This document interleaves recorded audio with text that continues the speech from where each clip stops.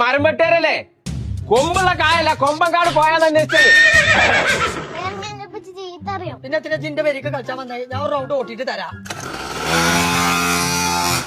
മരം വെട്ടേര് വന്ന് തുടങ്ങിയോ?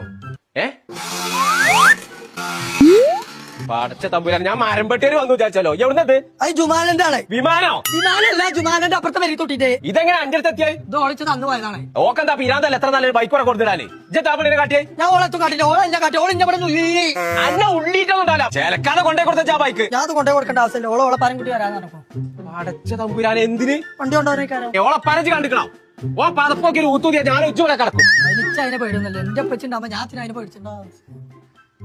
നിങ്ങളെ ആവേന്നു നിജായി അവന്റെ പാടായി. ആ ജനാസ വിളിച്ചിറങ്ങുന്ന ജീപ്പാനോട് ഇപ്പൊ തന്നെ പറഞ്ഞ എന്തേ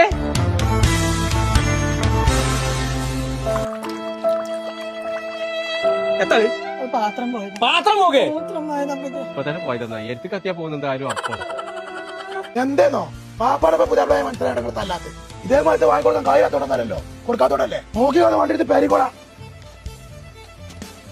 നോക്കി നിൽക്കാതെ അടിച്ചു പിടിച്ചാ ബൈക്ക് വാങ്ങിക്കാണ്ട് വണ്ടി പോകുന്ന നോക്കേ ഒന്നാ ഇതിന്റെ ഒന്നും കാട്ടൂലെന്ന് എന്നോട് കാര്യം ചോദിച്ചാലോ. ഞാൻ ബൈക്ക് കൊടുത്താ വാങ്ങി മഞ്ചേരിയിലെ മോട്ടോ കിട്ടുന്നത്. മഞ്ചേരിയുള്ള മോട്ടോ കിട്ടുന്നോ? എന്നാ പോയിക്കോ. ആ തിന്നാത്ത നന്നായി.